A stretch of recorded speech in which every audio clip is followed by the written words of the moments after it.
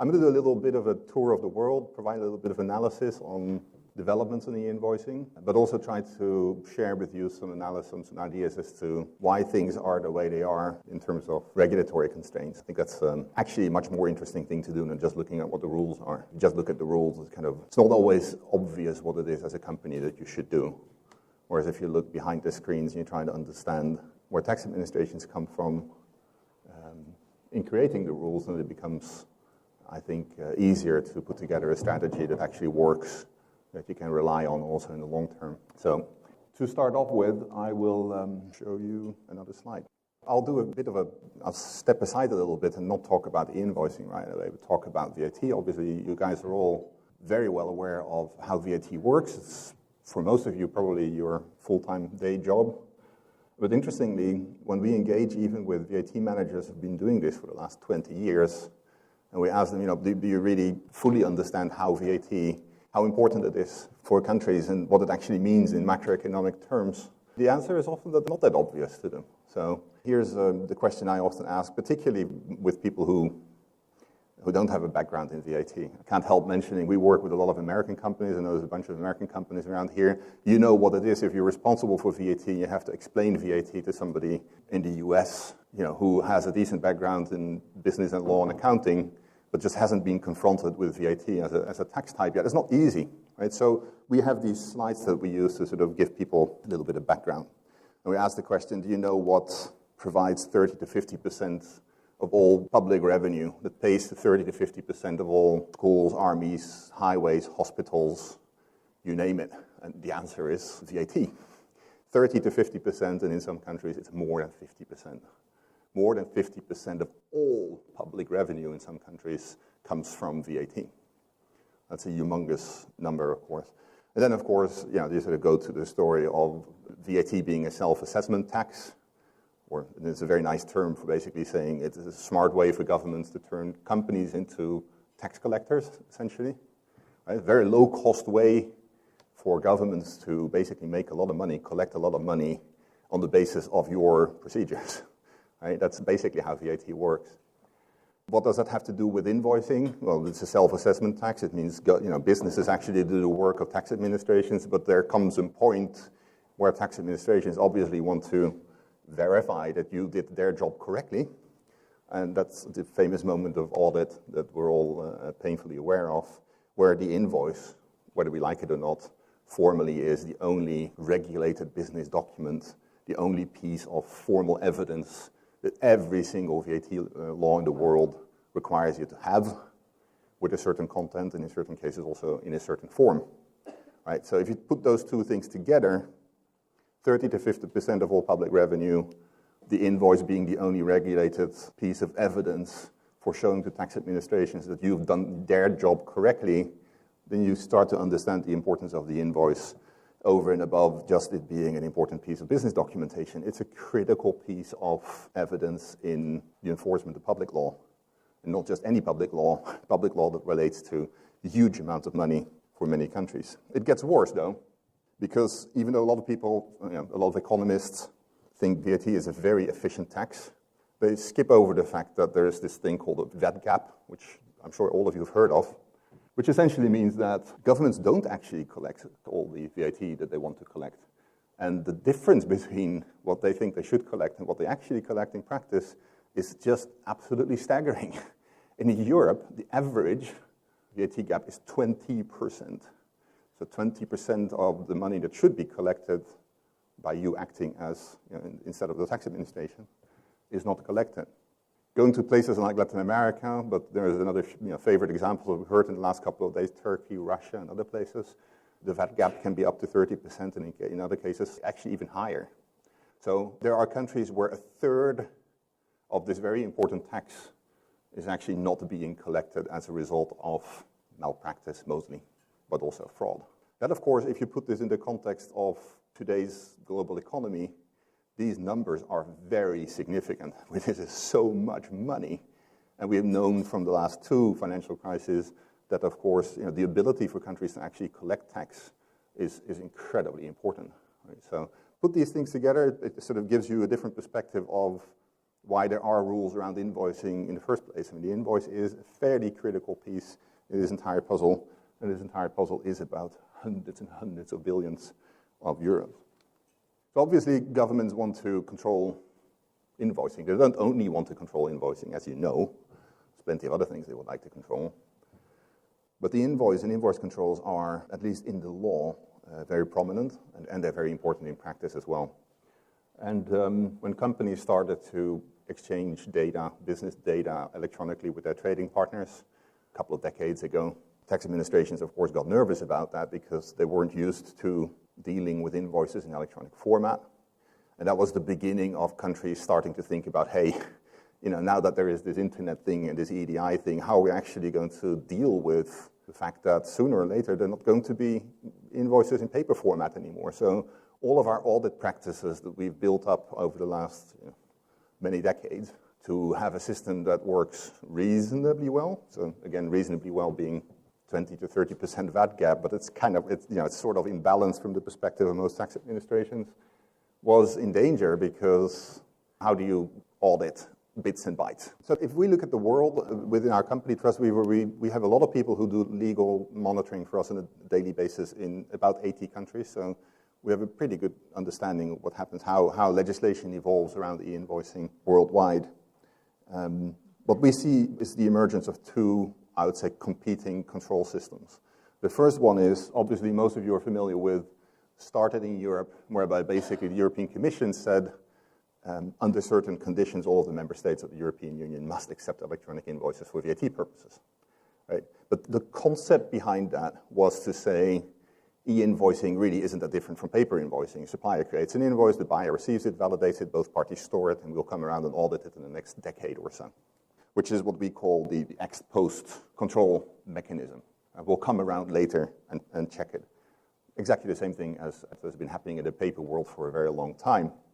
Right, so that's focused on the back end of the invoicing process. Starting in Chile then in 2001 and spreading very rapidly around the world now is this control mechanism that completely changes the way of looking at electronic invoicing. It's this clearance method. It's focused on not on what happens when an invoice is already being processed and many years later we'll look at it. It looks at the moment of processing of an invoice. Typically looks at the invoice before it's actually even issued. You're probably all aware of countries like Brazil and other places where you actually have to send the invoice to the tax administration before you can even issue it to your trading partner. This clearance mechanism, that basically puts the control point inside the process, has been so effective for governments that had real issues with black market and with understanding their own economy, that a lot of the emerging BRICS and other countries have adopted that system in the last just couple of years. And now there are, I would say, competing systems in a very interesting way because these orange clearance countries here, again, they've been so effective that towards the south and the east of Europe, the European Union, we can see already that people are looking and going, whoa, that's actually a very interesting way of doing it. The first country to have implemented already today a similar system is Portugal within the European Union. Greece is talking about doing the same thing. It's pretty obvious that other countries that are really struggling with tax collection, with VAT collection, are probably going to go down the same path. There's another third approach, which is a small, I would say, experimental approach in some countries, like the Netherlands, actually, and Australia and a few others, where they put the control point way up front and actually try to have almost a contract-based approach with larger companies to say, let's document how you will maintain your processes, let's document your change management together between the tax administration and the company. And then, if you will sign off on this as your processes, then we will hold back in our audit procedures. But this doesn't happen very much, and you really do need a very progressive tax administration as the one that they have in this country in order to even attempt it. Okay, so unfortunately, this sort of dichotomy of two neatly defined systems that somewhat compete with each other in the world isn't the end of the story, right? I mean, between these two systems, within these systems, there's a lot of diversity yet. So we do a lot of research, of course, on a much more granular level as well. This is just an overview showing you more or less how many different areas are regulated around electronic invoicing in a number of regions in the world, and we've picked out a few countries as well just to show you how countries like Brazil, Russia, and Turkey, how much they regulate compared to the average in some of the regions. It's a lot of regulation. So the trend worldwide, particularly in emerging economies, is towards very prescriptive regulation. E-invoicing isn't about you must meet certain objectives. It's about here's the cookbook. This is what you must do. If you do that, you're compliant. If you don't do all of that, you have a real problem. Well, we'll go to that. So we'll see that. We'll look at all of these fields, and we analyze that for some 80 countries, and it leads to some very interesting results. You see that Europe is really rather conservative. I mean, it's not that bad compared to, let's say, Russia, for instance. But Europe is, of course, still, if you break out culturally the Commonwealth countries, so people who are basically countries that have been part of the British Empire, regulation generally is much less than that. Asia has a little more, generally speaking, than Europe. And of course, the US, which doesn't have VAT, really almost doesn't, has no rules for e-invoicing, except for the obvious rules about storage of accounting material. I'm going to take you through some of these categories that we look at on electronic invoicing, just to give you a bit of an understanding of the kinds of things you should look at or maybe familiarize yourself with, because you will be hearing more about these, I think, in your daily practice as these things evolve. The first category is obviously integrity and authenticity. Every single country in the world that has legislation specifically around electronic invoicing requires you to be able to prove the integrity and authenticity of your invoices during the entire legal lifetime of your invoice. I think there's one small exception where it is not explicitly set in the law, but for the rest, every country we know of requires that. So, and then of course, for how long you need to be able to prove that, it runs somewhere between 5 and 10 years, depending on which type of system you're in. If you're in a clearance system, usually the average storage period is 5 years, but you still need to store the evidence of your transaction. You still need to store the electronic invoice as well. And there are different flavors of clearance transactions that I won't go into too much detail, but Brazil and Russia, we might call them clearance countries because they have more or less the same philosophy, but on a detailed level, they are pretty much entirely different. There's very little they have in common except for a few things. For instance, archiving, as I said, everybody needs to archive. You need to archive pretty much in every country that has VAT legislation. These are the three main categories: integrity, authenticity, clearance, if the law prescribes that, and then archiving for a certain period of time. There's a few others. In many of the clearance countries, but also in some other countries, you need to create your electronic invoice in a form and format prescribed in detail, technical form described in detail by the tax administration. So they haven't obviously, in most cases, looked at existing standards or anything. They've just sat down with people, technical experts from the tax administration, and defined what they believe is the right format and content from a technical perspective of a structured invoice. If you look at Brazil, that may be up to 450 fields. So these are quite significant invoices. And there's still, of course, quite a few countries as well, but perhaps not as many as you think, where electronic signatures are actually a hard requirement.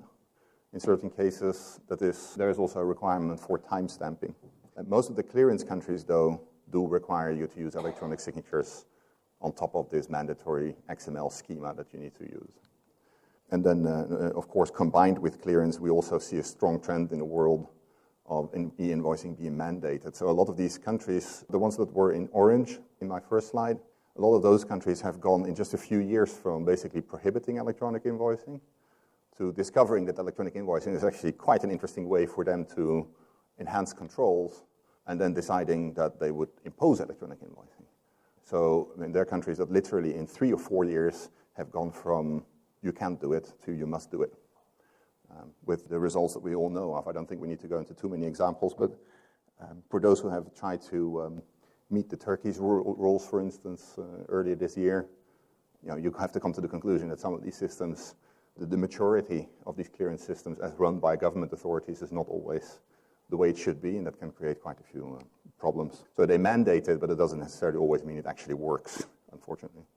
Then there's another set of rules that you should probably think of, and that is localization. It's unfortunately also a strong trend around the world that the governments will impose you to either work with the local service provider, that must be locally established or registered, or archive your invoices on local soil. It's a little crazy in the world of electronic invoicing, of course, because you probably have copies stored in servers around the world and you don't even know about that. But you must also store a copy in country. Okay, so that's the sort of high-level overview. I'm going to take you through a short journey on the ex-post system, so Europe and some of the other old world countries practice as e-invoicing controls. And I'm going to talk a little bit about the clearance countries to end this presentation.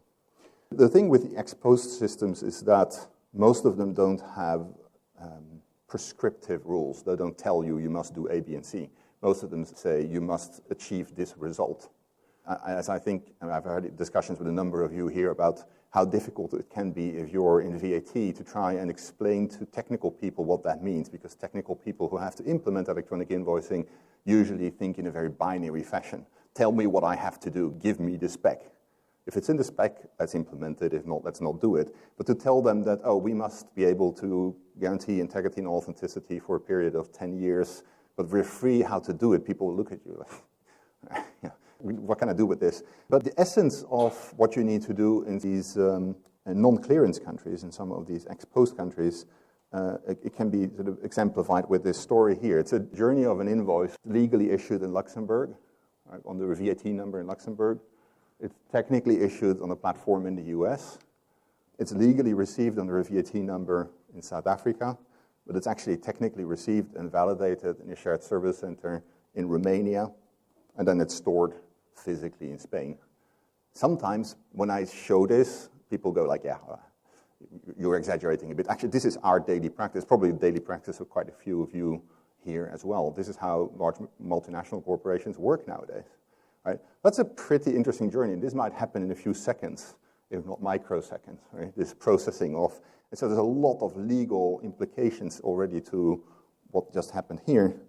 If you walk into a company as a poor tax inspector, in some region in the Netherlands or in northern Italy or whatever, you knock on the door, you just barely know what this company does, and you need to, within a reasonable time, determine that this company in the last 10 years ago actually created that invoice or received it from that supplier with that particular content, so that it was an invoice with integrity and authenticity guaranteed to a reasonable extent. That's a pretty big challenge. Look at it from the perspective of a tax administration. How are you going to do that? Look at what happened in a few microseconds with all the legal implications, and then of course the fact that during that decade or so that passed, the organization that processed the invoice has changed many times, and probably no one who was involved in processing that invoice is still in the same place. The processes have changed completely as well, probably many times in that company. So there's no one around who can tell you what the process was at that point. The systems, of course, have changed many times as well. A decade is a long, long time in IT nowadays. So you're not, that company is not using the same systems anymore, almost for sure. And then, of course, the law has changed several times as well. So this poor tax auditor here has a big puzzle to solve. And the thing that a lot of people we talk to don't really get is that it's a problem for him, but it's actually even more of a problem for the business, because he has the right to basically be in your building together with his colleagues for as long as he desires, and basically turn your administration upside down until they're satisfied that they've found the answers to the questions they're asking themselves. That is very costly, right? And if they don't find the evidence, they might go to your trading partner, which is costly not just in euro or dollar terms. It actually has a reputational risk associated with it as well. And then, of course, if the situation is still unclear, you might get into situations where all of a sudden you have to pay back VAT over the last couple of years or so, which with an average of a VAT rate of more than 20%, really not something you want to have to experience or tell your CFO about. So so there's a mutual interest between tax administrations and businesses to make audits quick and painless. And unfortunately, a lot of people in the business community, particularly, again, technical people, business process people who don't really know about VAT as much as they should, don't necessarily see the cost of that. The cost of that very often is hidden, but it's a very big challenge for tax administrations to try and go through this discovery in a reasonable amount of time, not inflicting too much pain on companies. So if you're in an ex-post country, like the European Union being the most developed regulatory system or region when it comes to ex-post type regulation, what is it that you should really do? If you really go back to basics, this is a very interesting slide because it looks so stupid, Right? An invoice is basically technically defined by its content, so there's a number of things that must be in an invoice. You must guarantee the integrity and authenticity of that invoice from the moment it was issued until the last moment of the mandatory storage period.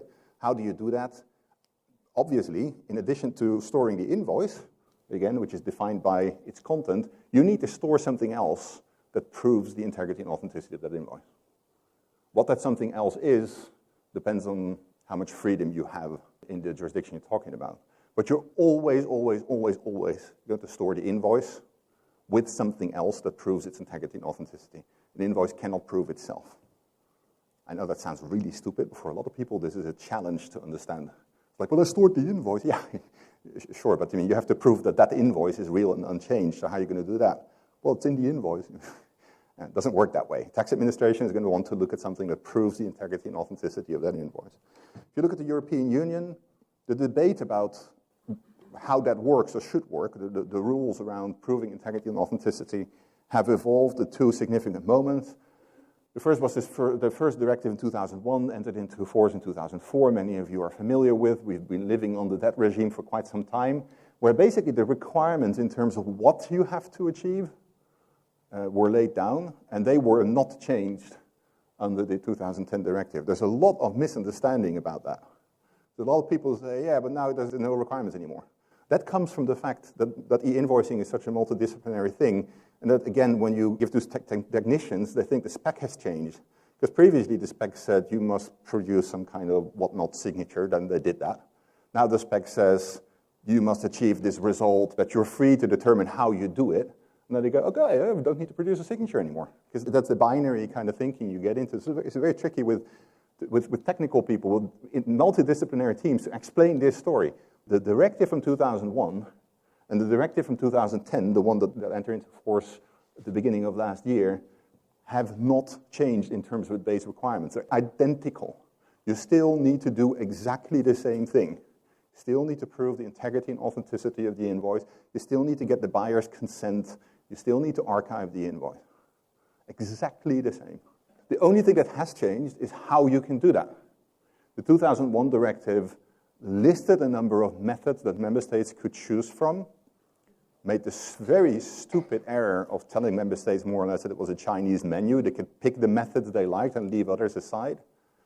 The 2010 directive kind of fixed that and said, you don't have a choice. You have to accept everything that's in this directive as long as it guarantees the integrity and authenticity. So the thing that has changed between 2001 and 2010 is here. The methods by which you can prove integrity and authenticity are broader.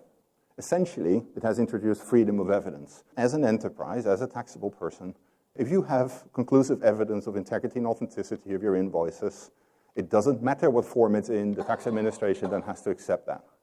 Mind you, the tax auditor is the one who decides whether or not it's acceptable evidence, right? But you're free to present that evidence in any which form. Now, that's important. But there are still methods that I mentioned in the directive as well, and that's significant for most companies. Because, of course, you're looking for legal certainty is a very, very important thing, particularly in e-invoicing. E-invoicing is always an investment. It's an investment in technology, but more so in procedure and people. Actually changes quite a few things in what you do as an enterprise. So it goes to the heart of some of your most important routines. If you make that investment, you want to make sure that it's actually going to be accepted by the tax administrations that will want to audit your invoices. So the methods that I mentioned in the directive are still important from that perspective. There's still the method for electronic invoicing that I will talk more about that is called qualified electronic signatures. Advanced electronic signatures, which were possible in the previous directive, are no longer given a legal status as a specific method in the new directive, in the current directive. EDI, I'll get to what that means, is actually still accepted the way it was under the previous directive. It has the same status, right? But you can also now, and this is the big new thing, there is a new method that has been introduced in 2010, which is all based on using a reliable business controls-based audit trail to prove the integrity and authenticity of your electronic invoices. That's the biggest change between 2001 and 2010. The other big change is previously not all member states had to accept other means. So there was no obligation for member states to have freedom of evidence. Now that obligation exists. So no member state can reject an electronic invoice just because it isn't in a certain form or doesn't meet certain technical criteria. They must accept it. They must accept your evidence. That doesn't mean that they need to necessarily be convinced by it, but they cannot reject it just because it is not in a certain form. That's what has happened. So again, the important takeaway from this slide is, of course, the upper part here. Right? No one lowered the bar between 2001 and 2010. Whatever people tell you, it's very dangerous to consider that the requirements have actually changed. The only thing that has changed is the number of methods you can apply to meet these base unchanged requirements. Okay, so then if you look at, again, the invoice defined by its content, the content of the invoice, the mandatory content of the invoice, you must prove the integrity and authenticity of. So how do you do that? The first method then that the directive says in Europe is that you can use business control based audit trails. Basically what this is about, and again there's a lot of misunderstandings about this too, I'll try to define it in an understandable way. This is about proving semantically, so on the basis of information in different documents, different data that you have exchanged during your business process, during the transaction, that you need to keep, that prove semantically on the basis of that audit trail information that all of the mandatory elements of your invoice are real and unchanged. Which means that every one of your mandatory components or fields in your invoice must be corroborated by another document that you have stored and that you can prove is reliable from your business process 4, 5, 6, 10 years ago. Right? So this is a very specific method. It's not, as some people say, oh, I've got a purchase order, so I can sort of prove this is a real transaction. It's got nothing to do with that. Read the law, talk to tax administrations. Be very careful if people say, if you have a purchase order, it's probably okay. What this is about is proving the integrity and authenticity of your invoices on the basis of an audit trail that semantically proves, makes it obvious to a tax administration that all of the mandatory fields in your invoice are real and unchanged. That's what the law says. There is not a single person, there's not a single expert that will contradict that. Right? That is what is required from you if a tax administration really asks for it. What does that mean in practice? Again, I could spend days talking about this because we've been involved in a lot of the writing of standards, and if you wish, we can give you some references of good guidance documentation that actually exists, even though a lot of people don't know about it. But essentially, on the highest level, what it means is you're going to probably you're going to create an audit trail, you and your trading partner, if you want to use this method, have to create an audit trail that essentially consists of 3 types of information. It's information you create yourself. That, of course, has the lowest evidence status. Right? It's sort of like, trust me, I know what I'm doing. I made this myself. It proves my invoice kind of thing. But there are ways of making internally created information credible. For instance, separation of duties, internal audit reports of your processes, etc., can actually make that information quite credible as well. The other thing you're going to store as part of your audit trail is information created by your trading partner, purchase orders, other types of documents that you might have received or exchanged with them. And thirdly, quite importantly, in order to have a good, reliable, complete audit trail, most likely also you need payment information or transport documents coming from a third-party logistics transporter, logistics provider that you've used in the process. If you have that, and there is enough information in these documents to prove that the content of your invoice is real and unchanged, then you can use this method to meet the requirements of Article 233 of the VAT Directive. The other method is to use qualified signatures. I think most of you probably know more or less how signatures work. I cannot spend too much time on this now, but basically it's an automated process in software that you don't see.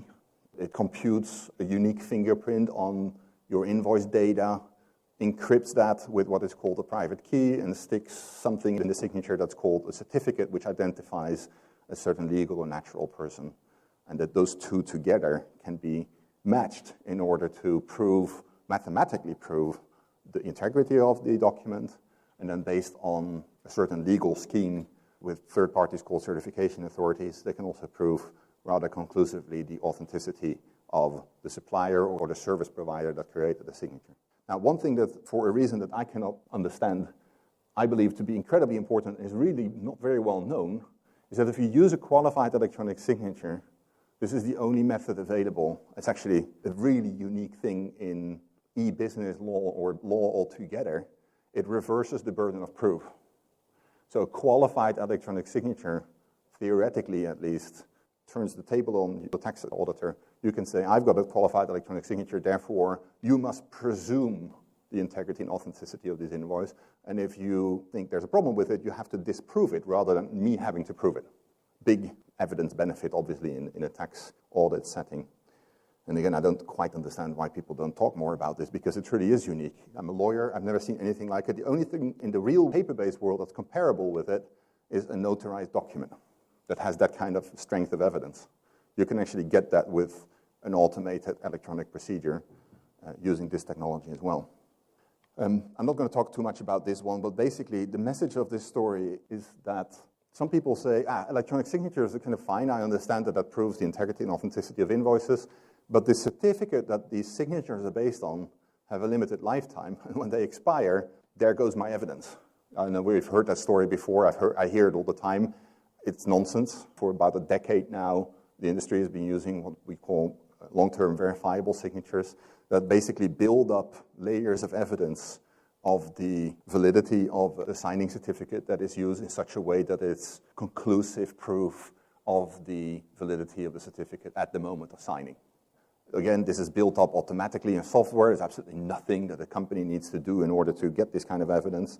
But it's an important message here. Don't let people tell you that electronic signatures somehow magically expire and then they become worthless. That's not the case. It hasn't been the case for the last 10 years.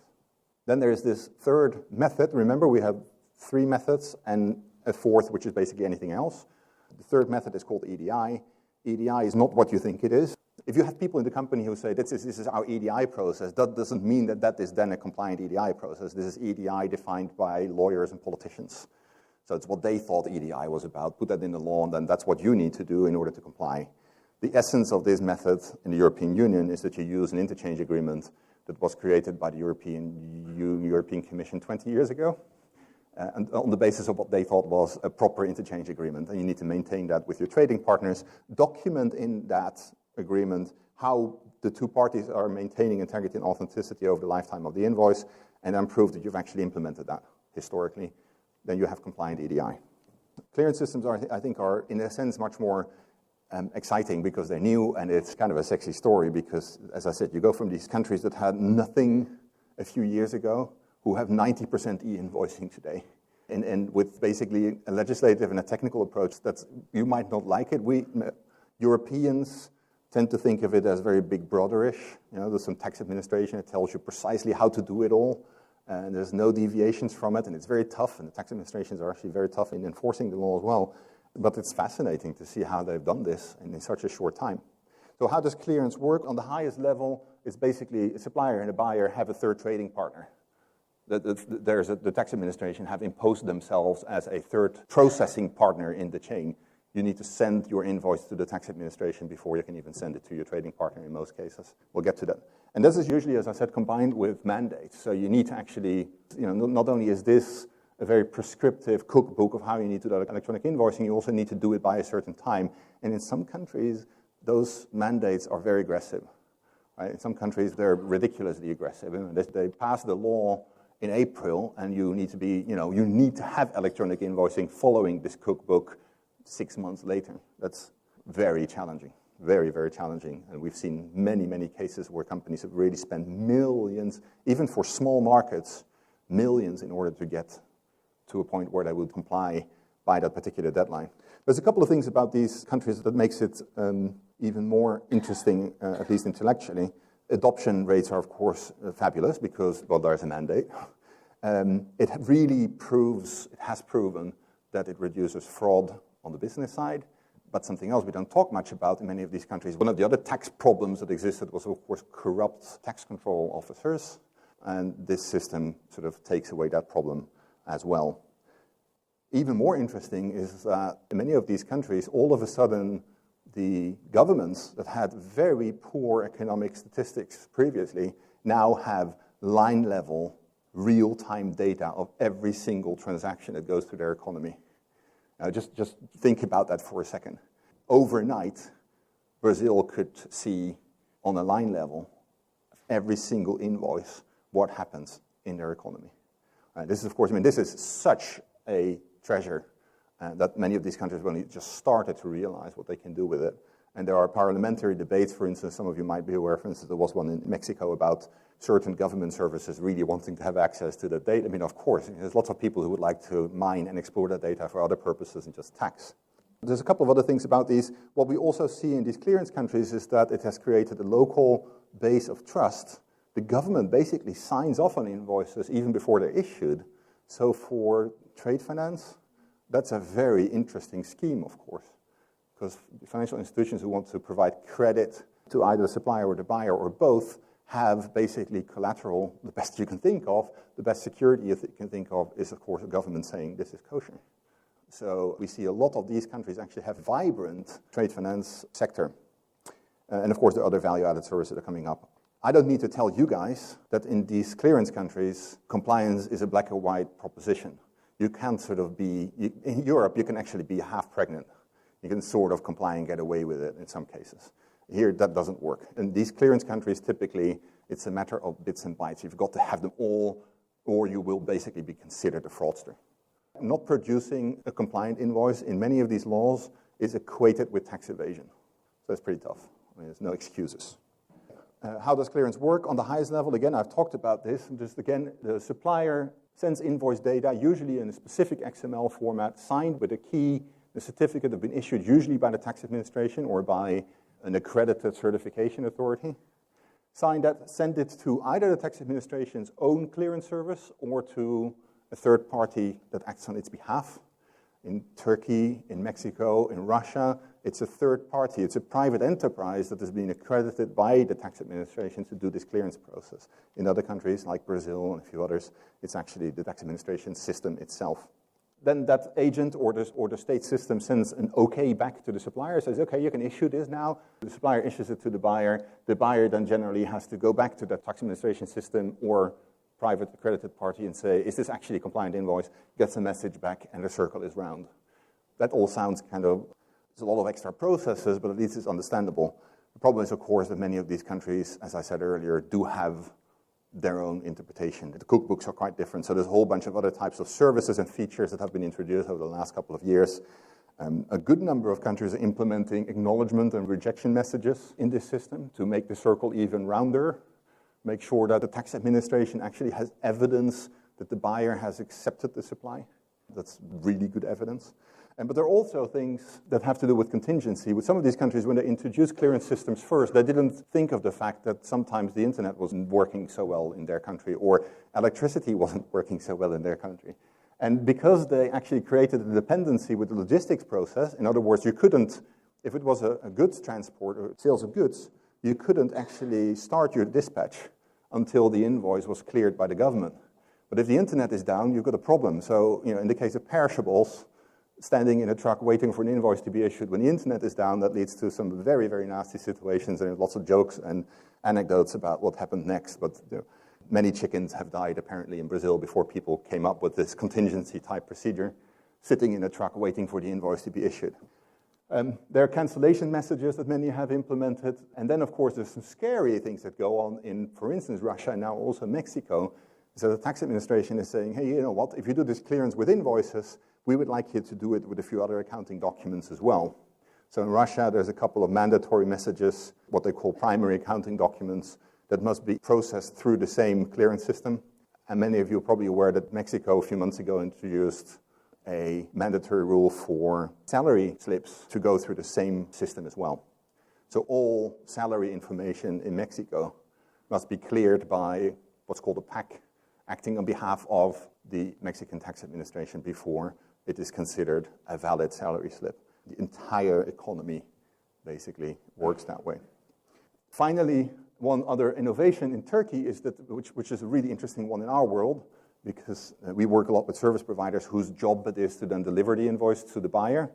In Turkey, it's actually the tax administration that delivers the invoice to the buyer. Another crazy innovation, which creates lots of challenges for people who need to implement this in IT. That was my overview of what's happening in the world, a little bit of an insight in the different systems. Okay, good. Christian, thank you very much indeed.